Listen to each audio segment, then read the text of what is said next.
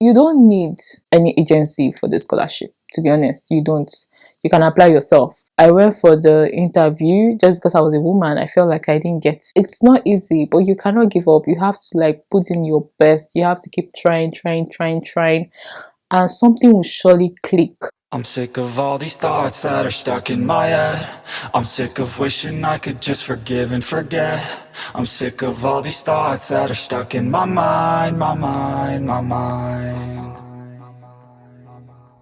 Hello everyone, welcome back again to my channel. If this is the first time that you're joining, welcome to the family. Okay, so this is definitely the part 2 of the Q&A. I'm going to be answering questions that you guys sent to me, literally just questions that you guys keep asking about the CSC scholarship. Okay, so this one is from Ismail. I don't know if this is a question, but let me say the issue is Nigeria. The issue of Nigeria is you have to know someone before you can get the scholarship.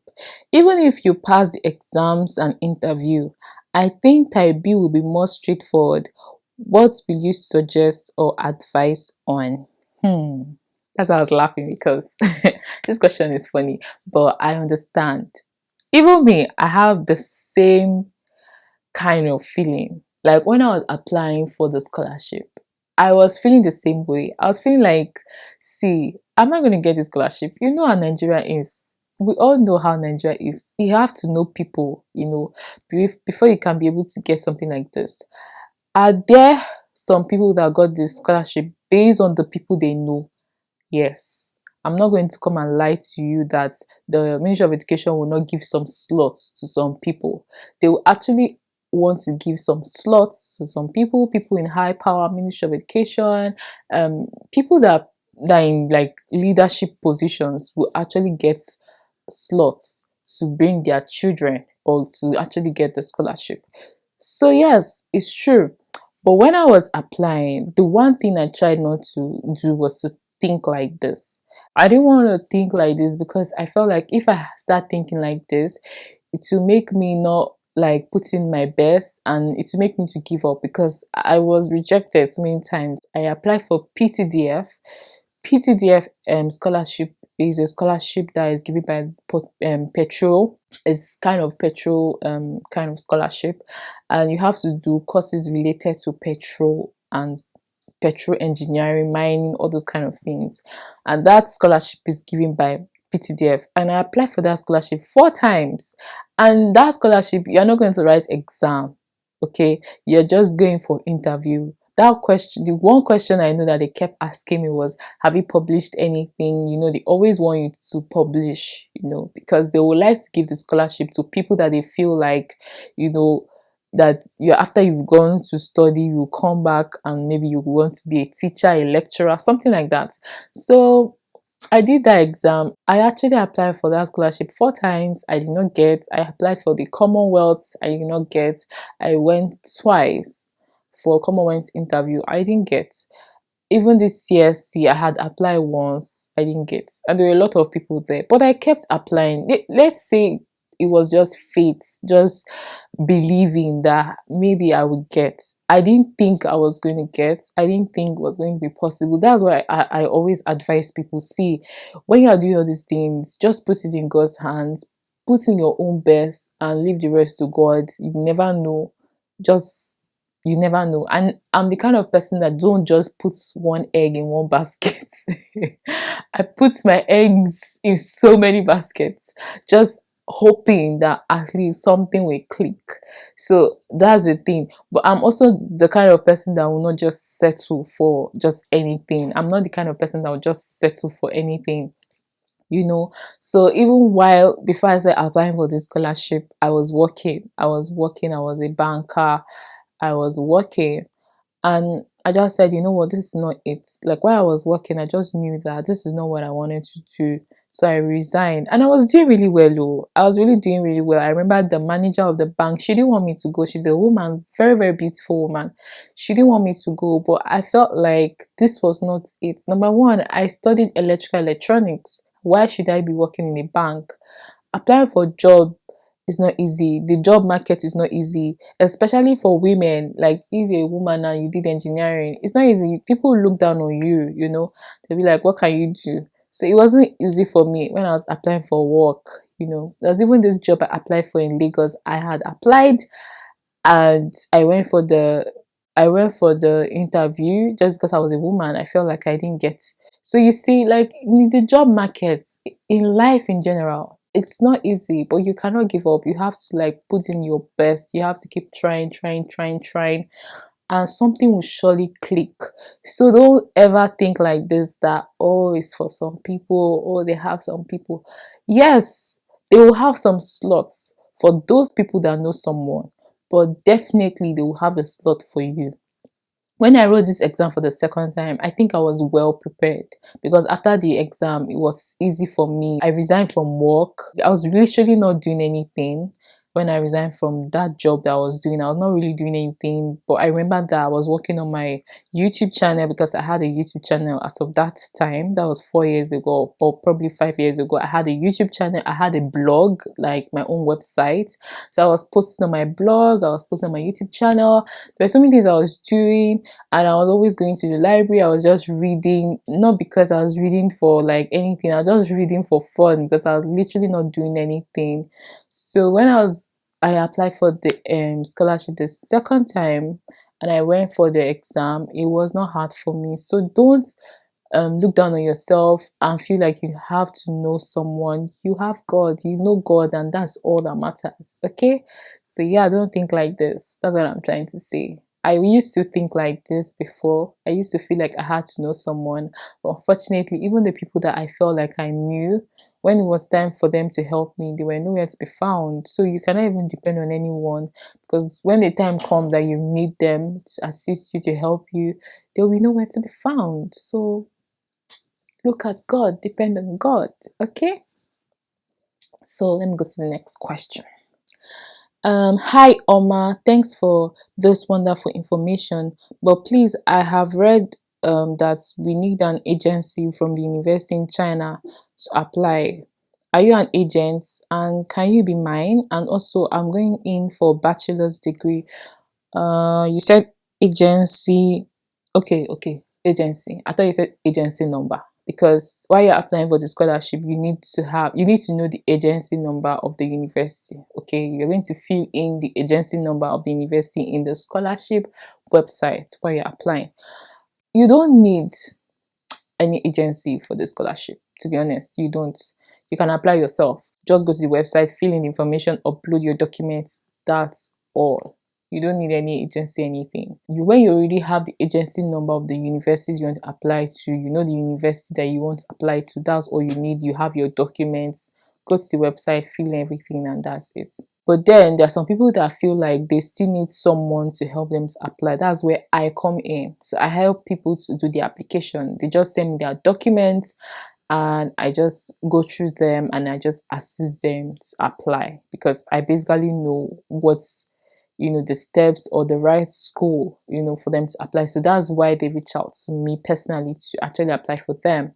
So if you want me to actually like apply for you, all you have to do is send me an email, okay? ormahblog@gmail.com, or you just message me on Instagram at official_Oma, and I will help you to do your application. But I'm gonna take a little fee from you. That's 2,000 yuan, because it's not just me that will assist you. I think I have a group of people that are already doing this for a lot of students. They help students do their application.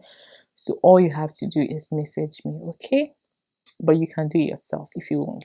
The next question, Eze is asking, which scholarship type did you get? Type A or type C? I got the type A scholarship, Eze.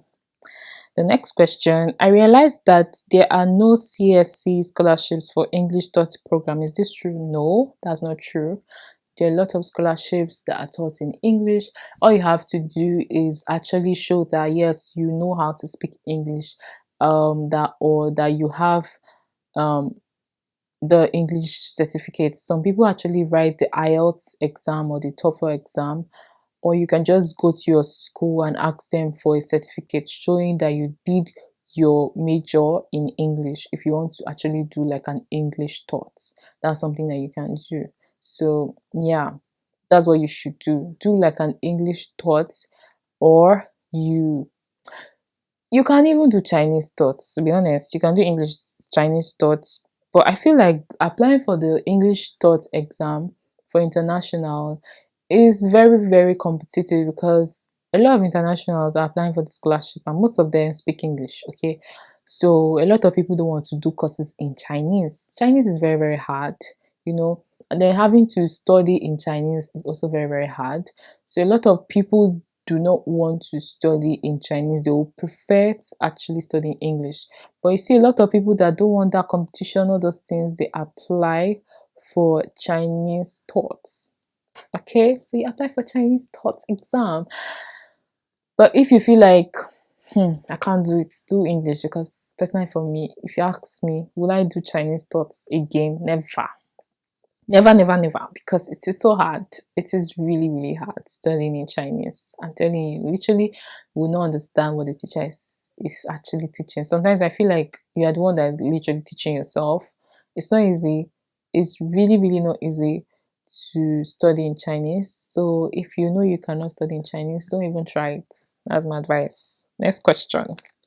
Can I apply for Type B if I don't know how to speak Chinese or HSK certificates, or have HSK certificates?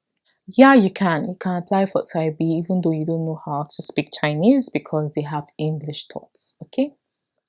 Next question. Augustine is asking, please, Oma, uh, what if your embassy says they don't accept anything from people except those from your country Ministry of Education, but our Ministry of Education is not that helpful? So please, what would I do? Actually, that's what a lot of embassy used to say. They used to say, especially Nigerian embassy. I think of recent, they used to say that thing. They used to say that they don't apply, they don't accept directly from the students. They will also they will only just accept from the Ministry of Education. But it's a lie. It's not all the time that they don't accept. That's the truth. It's not all the time. Some people are lucky, they fill in that agency number and they got the Type A directly from the embassy. Okay, while some people actually had to apply um from the Ministry of Education. So you can, if you have gone to ask your own embassy in your country and they say that, oh, they cannot collect directly from the student, they have to collect from the Ministry of Education, then just apply for Type B. Just apply for Type B. Just go to the website and apply for Type B. That's what I think. Okay. So next question. I'm 46 years of age and I want to do PhD in maths on fully funded scholarship. Am I eligible? Yeah, 46. I think 40 years is the deadline, right? I'm not so sure. I think 40 years is actually the deadline for PhD. So I doubt you can apply if you're above 40 for PhD. So 40 is actually like the deadline for PhD. Okay. So I'm sorry. Okay. Let me answer this question. Someone is saying, hi Oma, I really want to get a scholarship, but I was late with deadline this year. Did I get it right? Hmm? Did I get it right?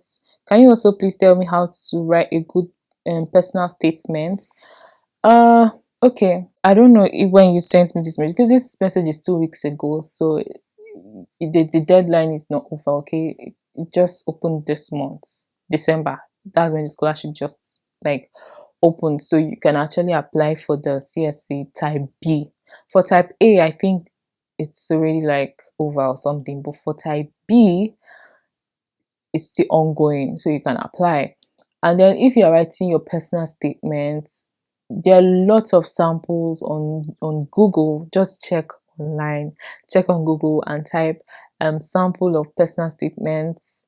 That is SOP. Some people call it scope, scope of purpose or something, scope of study or something like that. A lot of people call it different names, but just know that what it means is a statement showing why are you choosing this course.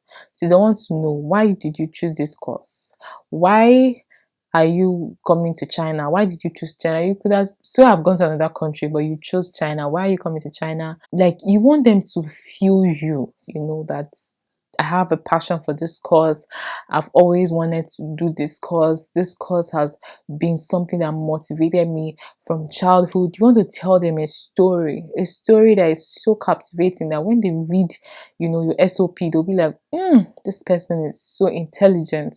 Make sure you are telling them a story about why you are choosing the course that you are choosing.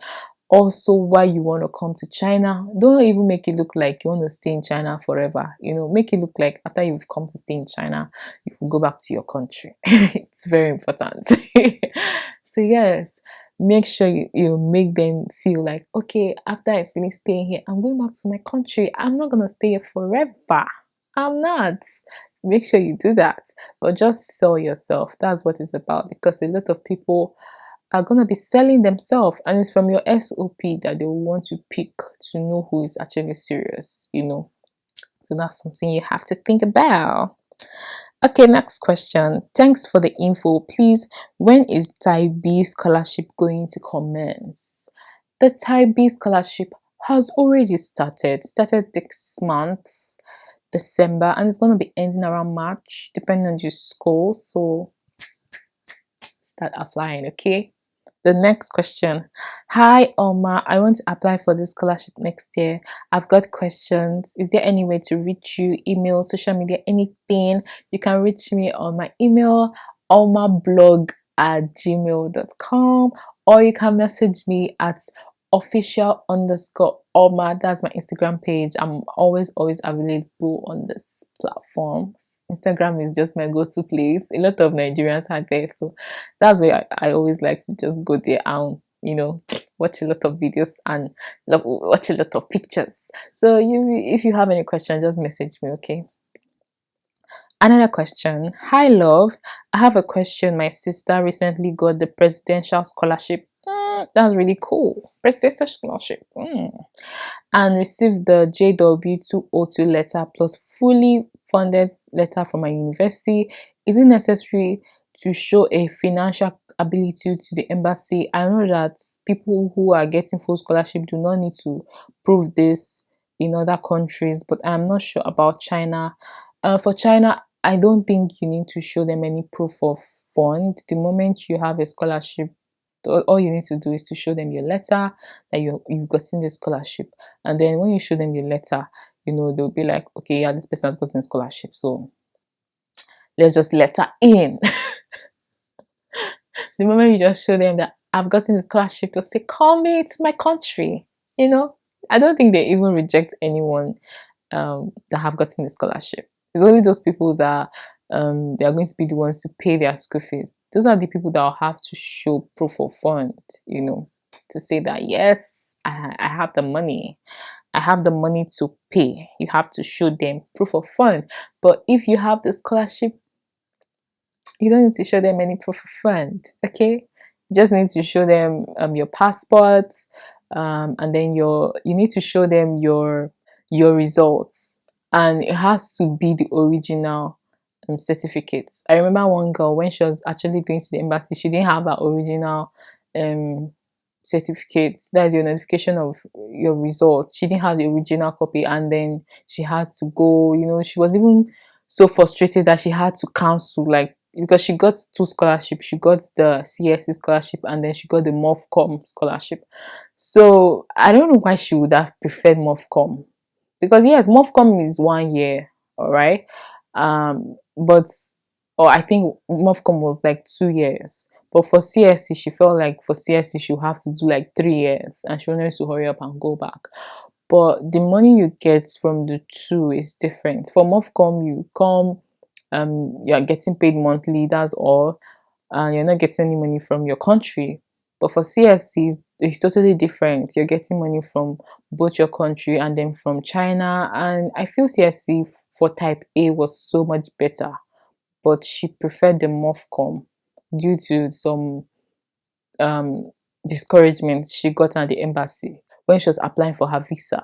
So when you're applying for a visa, just try to make sure you're prepared. Get your original documents, You don't need proof of fund if you already have the scholarship. Okay, so I'm going to answer one more question. Hi, I have a question. Do you think a current undergraduate student under CSC graduating next year is able to apply for master CSC scholarship and the chances higher for them to get it and stay in China? Yes. So a lot of people actually graduated last year or this year. I think this year around like July, and they got the masters. And that was even because of the whole corona situation, and a lot of students were not even around. So I think it was easy for them to actually apply for the masters and for them to get it. So yes, you can actually apply for the masters and you can get it after you've done your undergraduate. Especially at this period. Right now is a period that a lot of people are even getting a scholarship. A lot of undergraduates. It's easy to get the masters than to even get a PhD in China. To get a master's is very, very, very easy compared to getting your PhD. I think undergraduates, I'm not so sure about undergraduates, but I know that a lot of people always get masters after they finish undergraduates. But a lot of people don't get PhD. Okay, so some people have to like stay back in China, probably work for a year, then apply for PhD. But those people who have published a paper, it's easy for them to get PhD. But I know someone here who got the PhD. But most people who get PhD I've seen, they either have published a paper or they got the PhD in their school. Maybe after they have finished their masters, their supervisor said that they want them to stay back and stay back in China and do their PhD, and they agreed. So it depends on you. If you're doing your undergraduate now, just prepare your documents. You don't need to graduate before you start applying. Just prepare your transcripts. That's all you need.